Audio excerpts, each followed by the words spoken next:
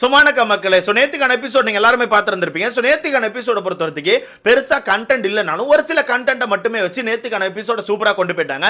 சிம்பிளா சொல்லணும்னா நேத்துக்கான episode full and full ரோஸ்ட்ல மட்டுமே போச்சு. ஏன்னா எபிசோட் ஸ்டார்டிங்ல இருந்து எண்ட் வரைக்கும் ரோஸ்ட் மட்டும் தான் இருந்துச்சு. எங்கேயுமே லாக் அடிக்கல, எங்கேயுமே சேதனை சும்மா கழுத்தை போட்டு அறுக்கல. ஸ்டார்டிங்ல இருந்தே ரோஸ்ட் ஆரம்பிச்சு எண்ட் வரைக்கும் ரோஸ்ட்டை கொண்டு போயிருந்தாங்க. அந்த அளவுக்கு நேத்துக்கான எபிசோட் சூப்பரா இருந்துச்சு. பட் நேத்துக்கான எபிசோட்ல கடைசியில் நடந்த அந்த ஒரு சம்பவம் மட்டும் எனக்கு சுத்தமா பிடிக்கல. அதான் நம்ம பிரஜனுக்கு விஜேஸ்க்கு ஒரு சண்டை வந்துச்சு. அது ஆக்சுவலா சண்டை மாதிரி தான் போச்சு. ஓகேவா, ரெண்டு பேருக்கான ஈகோ மோதிக்கிட்ட மாதிரி தான் எனக்கு அங்க தோணுச்சு. பட் நான் கவனிச்ச ஒருத்திக்கு விஜேஸ் வந்து பிரஜனை பல இடங்கள்ல காப்பாத்த தான் ட்ரை பண்ணாரு. பிரஜனை காப்பாத்துறதுக்கு தான் விஜேஸ் வந்து பல இடங்கள்ல பல விஷயத்தை ஓபனா உடைச்சாரு. ஆனா பிரஜனுக்கு அது புரியவே இல்லை. பிரஜனுக்கு அது புரியாம அவன் எப்படி நம்மள சொல்றது, நான் கரெக்டா தான் பண்ணேன், நான் இப்படித்தான் பண்ணுவேன், அவன் எப்படி என்ன சொல்றதுன்னு சொல்லிட்டு இவருக்குள்ள இருந்த ஒரு ஈகோ ஒரு மாதிரி ட்ரிகர் ஆகி ஒரு மாதிரி ரூடா பேச ஆரம்பிச்சாரு. ஓகேவா, சோ அங்கே எனக்கு தெரிஞ்சு போச்சு பிரஜன் ஆக மாட்டாருன்னு சொல்லிட்டு அவருக்குள்ள ஒரு ஈகோ இருக்கு ப்ரோ. அதாவது விஜேஸ் வந்து எப்படி என்ன சொல்றது, அவன் என்னோட நண்பன் தான், அதுக்கு நான் என்ன பேசக்கூடாதுன்னு சொல்லிட்டு ஒரு மாதிரி ஒரு ஈகோ வச்சிருக்காரு. அது நேத்து ஓப்பனாவே தெரிஞ்சு. நான் ஓப்பனா சொல்றேன் ப்ரோ, நேத்து சேதனை பிரஜனை காப்பாத்த தான் ட்ரை பண்ணாரு. அதுதான் உண்மை. ஏன்னா ஒரு சில விஷயங்கள் பேசும்போது சேதனை ஓப்பனாவே ஒரு சில விஷயங்கள் சொன்னாங்க. ஆனா அந்த விஷயம் வந்து பிரஜனோட காதுக்கு எட்டவே இல்லை. அது என்னென்ன விஷயங்கள் அப்படிங்கறத மொத்தமா சொல்றேன். அது மட்டும் இல்லாம நேத்து சேதனை வந்து ஒரு சில விஷயங்களை உடைச்சிருக்காங்கல்ல, அந்த விஷயங்கள் வரப்போற வாரத்துக்கான ஒரு ஃபியூல் தான். ஓகேவா, வரப்போற வாரம் கண்டிப்பா பிரஜனுக்கு ஆப்போசிட்ல வீட்டுக்குள்ள நிறைய பேர் சண்டை போடுவாங்க. அதுக்காக தான் சேதனை ஒரு பேப்பர் போட்டு பிரஜன் வீட்டுக்குள்ள என்னெல்லாம் பண்ணானோ எல்லா விஷயத்தையும் எழுதிட்டு வந்து எல்லா விஷயத்தையும் ஓப்பனா உடைச்சிட்டு போயிருக்காங்க. நேத்தே அதுக்கான ஒரு ட்ரெய்லரை பார்த்திருப்பீங்க. எஃப்ஜே வந்து ஒரு மாதிரி அடிக்கிறதுக்கு எந்திரிச்சிருப்பான். சோ இது வந்து பக்காவான ஒரு பிளான் ப்ரோ. பக்காவா பிளானை போட்டு பிரஜனுக்கு ஆப்போசிட்ல வீட்டை மொத்தமா திருப்பி விட்டுருக்காங்க. பிரஜனுமே இதுக்கு தான் ஆசைப்பட்டிருக்காரு. ஓகேவா, பிரஜனுமே இதுக்கு தான் ஆசைப்பட்டு வீட்டுக்குள்ள வார்த்தை விட்டுருக்காரு. சோ அதனால வரப்போற வாரம் கண்டிப்பா வீட்டுக்குள்ள பல சண்டைகள் இருக்க போது. அது மட்டும் இல்லாம நேத்து நம்ம சாண்ட்ரா அவர்கள் ஒரு டிராமாவை போட்டாங்க பாருங்க. எப்ப நல்லா ஆடி போயிட்டேன், அசந்து போயிட்டேன். அக்கா ரொம்ப பொய் சொல்றாங்க ப்ரோ, அக்கா ரொம்ப பொய் சொல்றாங்க. நேத்துல நிறைய பொய் சொன்னாங்க. என்னென்ன விஷயங்கள் அப்படிங்கறது மொத்தமா சொல்றேன். சோ வீடியோக்குள்ள போறதுக்கு முன்னாடி மறக்காம இந்த வீடியோ லைக் பண்ணி சேனலை சப்ஸ்கிரைப் பண்ணிக்கோங்க. நீங்க போடுற ஒவ்வொரு லைக்கும் தான் நம்ம வீடியோவை இன்னொரு 10 பேர் சஜஸ்ட் பண்ணோம். முடிஞ்ச அளவுக்கு லைக் போட்டு சேனலை சப்ஸ்கிரைப் பண்ணிக்கோங்க.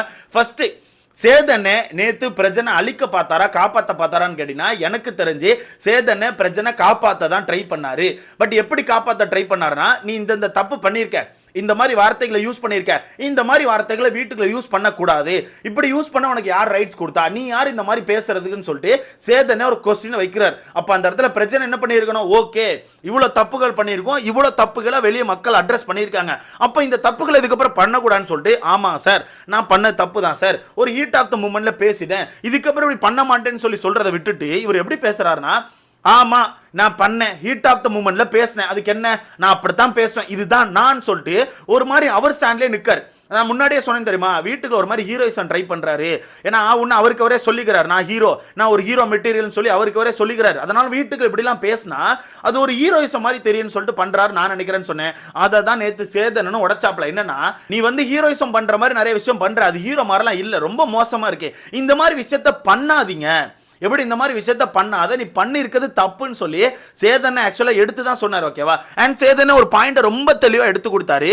நீ இப்ப பேசினதை மட்டும் தான் நான் தப்பு சொல்றேனே தவிர, நீ சண்டை போட போறதோ இல்ல நீ வீட்டுக்குள்ள யாருக்காச்சும் சப்போர்ட் பண்ணி பேச போறதோ நான் தப்பு சொல்லல, நீ பேசின விஷயங்கள் தான் தப்புன்னு சொல்றேன். அதாவது வீட்டுக்குள்ள இருக்க ஒருத்தரை பத்தி பேசியிருக்கல, அந்த விஷயங்கள் மட்டும் தான் தப்புன்னு சொல்றேனே தவிர, நீ சண்டை போடு, உன்னை சண்டை போடாத நான் சொல்லவே இல்லை, வீட்டுக்குள்ள யாருக்காச்சும் சப்போர்ட் கொடு, அதே நான் சப்போர்ட் கொடுக்காதன்னு சொல்லவே இல்லை, நீ பேசுற வார்த்தைகளை மட்டும் கொஞ்சம் கண்ட்ரோல் பண்ணிக்கோன்னு சொல்லி தான் சேதனை ரொம்ப தெளிவா சொன்னாரு. ஆனா பிரஜனுக்கு அது புரியாம பிரஜன் திரும்ப திரும்ப நான் அப்படித்தான் இருப்பேன், நான் அப்படித்தான் பண்ணுவேன், சண்டை போடணும்னு சொல்றீங்க, சண்டை போட்டா தப்புன்னு சொல்றீங்க, அப்ப நான் என்னதான் பண்ண முடியும்னு சொல்லிட்டு பிரஜன் அவருக்கான பாயிண்ட்லயே நிக்காரு. இங்க பிரஜனுக்கு புரியவே இல்லை. இங்க சேதனை சொல்றது, நீ போய் சண்டை போடு, எஃப்ஜே கிட்ட சண்டை போடு, அந்த பால் பாக்கெட்டை புடுங்கு, ரம்யா கிட்ட சண்டைக்கு போ, கனி கிட்ட சண்டைக்கு போ, எல்லார்கிட்டையும் சண்டைக்கு போ, ஆனா வார்த்தைகளை விடாத, வார்த்தைகளை விடாத, அடுத்தவங்களுக்கான குடும்பத்தை பத்தி பேசாத, இதை மட்டும் மாத்திக்கோன்னு சொல்லி தான் சேதனை ஓப்பனா எடுத்து சொன்னாரு. ஆனா அது புரியாம கடைசி அவருக்கான ஸ்டாண்ட்ல இருந்து இவன் எப்படி என்ன சொல்றது, அவருக்கு வந்து கடைசியில் ஈகோ வந்து ட்ரிகர் ஆயிடுச்சு, யாருக்கு பிரச்சனைக்கு. ஓகேவா, இவன் எப்படி என்ன சொல்றது, என் கூட தானே சுத்திட்டு இருந்தான், என் மச்சான் தானே, இவன் எப்படி என்ன பேசுறது, ஒரு ஷோல வந்து இவன் என்ன மட்டம் தட்டி பேசுவான்னு சொல்லிட்டு ஒரு மாதிரி அவருக்குள்ள இருந்த ஈகோ ட்ரிகர் ஆகி சேதனை பேசுறது எல்லாத்தையுமே தப்பா எடுத்துக்கிட்டு ஒரு மாதிரி வெடிக்க ஆரம்பிச்சிட்டாரு. ஆனா சேதனை அங்க இவரை தப்பா காட்டைய விரும்பல. பட் சேதன் ஒரு விஷயத்த பண்ணிட்டு போயிருக்காரு, வரப்போற வாரத்துக்கு ஃபியூல் போட்டு போயிருக்காரு. அதுதான் பிரஜன் அவர்கள் பேசின விஷயத்த ஓப்பனா உடைச்சது. என்னன்னா நம்ம சுபிக்ஷாவை பார்த்து காலி பண்ணிடுவேன்னு சொன்னது, வியானாவை பார்த்து காலி பண்ணிடுவேன்னு சொன்னது, வீட்டுக்குள்ள ஒரு சில பேருக்கான ஃபேமிலி பத்தி தப்பா பேசினது. ஸோ இந்த மாதிரி விஷயங்களை வாண்டடா உடச்சு விட்டு போயிருக்காங்க. ஏன்னா வரப்போற வாரங்களில் எல்லாருமே சேர்ந்து பிரஜனை அட்டாக் பண்ணாதான் பிரஜனுக்கான ஓட்டுகள் அப்படிங்கிறது இன்க்ரீஸ் ஆகும், பிரஜனை காப்பாற்ற முடியும். ஏன்னா பிரஜன் சண்டை போட்டாதான் லைம் லைட்ல இருப்பாரு, ப்ரோமோல ஒருவர், ஓகேவா? அதுக்காக தான் இந்த விஷயத்தை ஓப்பனா உடச்சு விட்டு போயிருக்காங்க. இவங்க நினைச்சா இப்படி உடைக்காம பிரச்சனை கூட்டு திட்டி மட்டும் விட்டு போயிருக்கலாமே, பிரச்சனை கூட்டு திட்டிட்டு ஒரு ரோஸ்ட் மட்டும் கொடுத்து விட்டு போயிருக்கலாம். பட் அதை ஏன் பண்ணல, ஏன் பண்ணாம இப்படி ஓப்பனா உடைச்சிருக்காங்கன்னா வீட்டுக்குள்ள இருக்க எல்லாருமே பிரச்சனைக்கு ஆப்போசிட்ல திரும்பணும். இது ஒரு பக்கா பிளான் ப்ரோ, நான் சிம்பிளா சொல்றேன், இது ஒரு பக்கா பிளான், ரொம்ப தெளிவாக பிளான் பண்ணிட்டு இருக்காங்க. ஸோ வரப்போகிற வாரங்களில் கண்டிப்பாக ஒவ்வொருத்தரா அவர் பேர் என்ன பிரச்சனைக்கு ஆப்போசிட்ல திரும்புவாங்க. ஏன் நேத்தே நம்ம எஃப்ஜே திரும்பிட்டான், நேத்தே வியானா அவர்கள் திரும்பிட்டாங்க, கண்டிப்பாக இன்னும் ஒரு சில பேர் கொஸ்டின் பண்ண ஆரம்பிப்பாங்க. ஏன் சுபிக்ஷா கண்டிப்பாக கொஸ்டின் பண்ணுவாங்க. ஸோ இந்த மாதிரி எல்லாருமே கொஸ்டின் பண்ண ஆரம்பிப்பாங்க. எல்லாருமே கொஸ்டின் பண்ணி சண்டை போட ஆரம்பிக்கும் போது ஆட்டோமேட்டிக்காக பிரச்சனை அவர்கள் லைம் லைட்ல வர ஆரம்பிச்சிருவாரு. அப்படி வர ஆரம்பிச்சா அவருக்கான ஓட்டுகள் ஆட்டோமேட்டிக்காக கொஞ்சம் கொஞ்சமாக ஏற ஆரம்பிச்சிடும், ஓகேவா? ஸோ இதுக்கு தான் சேனல் பிளான் பண்ணியிருக்காங்க. இதனால தான் நேற்று அவ்வளோ விஷயத்தை உடச்சு போயிருக்காங்க. நேற்று நல்லா ஒன்று கவனிச்சுனா எபிசோடோட லாஸ்ட்ல பிரச்சனை இன்னும் திருந்தலை. ஏன்னா சேதனை இவ்வளவு விஷயத்தை எடுத்து சொல்லிட்டு போனதுக்கு அப்புறம் கூட இவர் என்ன பண்றாரு தெரியுமா, வியானா போய் கேட்கறாங்க. வியானா போயிட்டு ஏன்னா இப்படி பேசுனீங்க, நீங்க ரொம்ப தப்பா பேசுறீங்க, அது என்ன காலி பண்ணிடுவேன் சொல்றீங்க, என்ன காலி பண்ணிடுவீங்கன்னு சொல்லிட்டு வியானா போய் கேட்கும்போது அப்பவாச்சும் கொஞ்சம் இறங்கி பேசுவாரான்னு பார்த்தா அப்பவும் இறங்கி பேசாம இப்போ என்ன உனக்கு நான் பேசினது தப்பா, சரி ஓகே தப்புன்னே வச்சுக்கோ, போய் நாமினேஷன்ல குத்திக்கோ அப்படின்னு சொல்லிட்டு ஒரு மாதிரி ரூடாவே பேசுறாரு. உங்களுக்கு புரியுதா? வீட்டுக்குள்ள இருக்க எல்லாருமே இவங்களை ஆப்போசிட் பண்ணணும்னு சொல்லிட்டு வாண்டடா ஒரு கேம் ஆடுறாங்க ப்ரோ. சாண்ட்ரா எப்படி வாண்டடா எல்லாருமே வம்பிழுத்தி ஒரு மாதிரி ட்ரிகர் பண்ணி எல்லாருமே கிண்டல் பண்ணி சுத்திட்டு ஒரு கார்னர்ல போய் உட்காந்து ஒப்பாரி வச்சு ஒரு சிம்பத்தி கிரியேட் பண்றாங்களோ, சேம் அதே மாதிரி தான் பிரச்சனை பொறுத்தவரைக்கும் வீட்டுக்குள்ள இருக்க எல்லாரையுமே தப்பா பேசி எல்லார்கிட்டயுமே சண்டை இழுத்து அவங்க சண்டைக்கு வரும்போது வேணா நாமினேஷன்ல போட்டுக்கோ, வேணா இப்படி பண்ணிக்கோ, வேணா அப்படி பண்ணிக்கோன்னு சொல்லிட்டு ஒரு மாதிரி ட்ரிகர் பண்ணி விட்டுக்கிட்டே இருக்காரு. இது ஆக்சுவலா ஃபுல் அண்ட் ஃபுல் சேனலுக்கான பிளான் ப்ரோ. அது எனக்கு ஓப்பனாவே தெரியுது. அந்த வகையில் எனக்கு தெரிஞ்சு வரப்போற வாரம் பெரிய பெரிய சண்டைகள் இருக்கும் நான் நினைக்கிறேன். சொல்ல முடியாது, யாராச்சும் அடிச்சுக்கிட்டு உருள்றதுக்கான வாய்ப்புகள் கூட இருக்கு. ஏன்னா நேத்தே பார்த்துருப்பீங்க எஃப்ஜே வந்து ஒரு மாதிரி கடுப்பாயிட்டான். அவன் அவங்க அப்பா அம்மா பத்தி பேசினதுல ஒரு மாதிரி வெறுப்பாயி அந்த இடத்துல ஒரு மாதிரி அடிக்கிற மாதிரி தான் எந்திரிச்சு ஒரு மாதிரி இது பண்ணிட்டு இருந்தான். ஸோ அதனால எனக்கு தெரிஞ்சு வரப்போற வாரங்கள்ல கண்டிப்பா சண்டை இருக்கும் அப்படிங்கிற எனக்கு உறுதியாக சொல்ல முடியுது. பட் எனக்கு என்ன வருத்தம்னா அங்க நிக்கிறது ஹோஸ்ட் விஜய் சேதுபதி அப்படிங்கிற நபர் வந்து உங்களோட ஃப்ரெண்டு கிடையாது. அவரு வந்து இப்போ பிக் பாஸோட ஹோஸ்ட். அந்த ஹோஸ்டுக்கான மரியாதை அப்படிங்கறது நீங்க கண்டிப்பா கொடுக்கணும்ல. பட் பிரச்சனை நேத்து கொடுத்தாரான்னு கேட்டீங்கன்னா வாய்ப்புகளே கிடையாது. ஏன்னா அவர் பேசின விதம், அவர் எகிரிட்டு போன விதம்லாம் ரொம்பவே மோசமா இருந்துச்சு. அவர் ஒரு மாதிரி கையை நீட்டிட்டு இரு நான் சொல்றதை கேளு, இரு நான் சொல்றதை கேளு, என் சைட கேளுப்பா, நான் சொல்றதை கேளுப்பான்னு சொல்லிட்டு ஒரு மாதிரி எகிரிட்டு போனாரு. அது உண்மையாவே எனக்கு பார்க்கவே சகிக்கல. சிம்பிளா சொல்ல போனா பிக் பாஸ்க்கான ஸ்டாண்டர்ட் வந்து இறங்கிக்கிட்டே போகுது. ஏன்னா பிக் பாஸ்க்கும் மதிப்பு இல்ல, இப்போ ஹோஸ்டுக்கும் மதிப்பு இல்ல, இப்போ பிக் பாஸ்க்கும் வீட்டுக்குள்ள சுத்தமா மதிப்பு இல்லாம போயிட்டு இருக்குது. அதனால இந்த பிக் பாஸ் ஷோக்கான ஸ்டாண்டர்ட் அப்படிங்கறத இறங்கி வந்துட்டு இருக்கு அப்படிங்கறத உண்மை.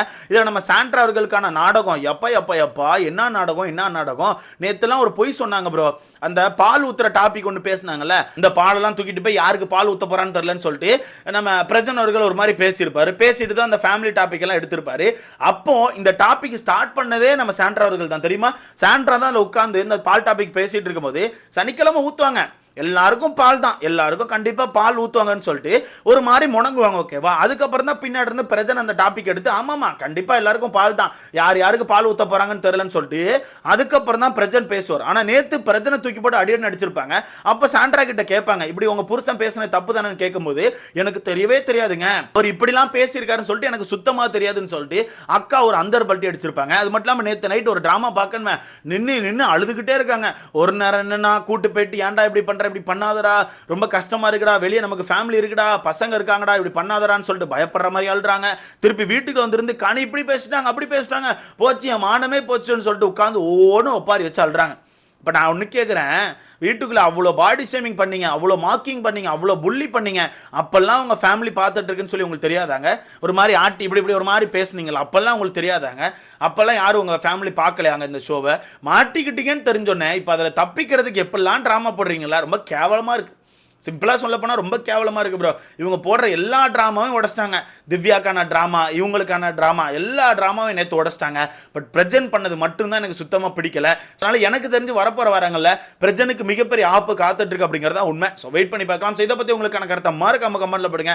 இவங்க ரெண்டு பேரும் பேசின விஷயங்கள், நடந்துகிட்ட விஷயங்கள் உங்களுக்கு பிடிச்சிச்சான்னு சொல்லிட்டு மறக்காம கமெண்ட்ல போடுங்க. அடுத்த பார்க்கலாம்.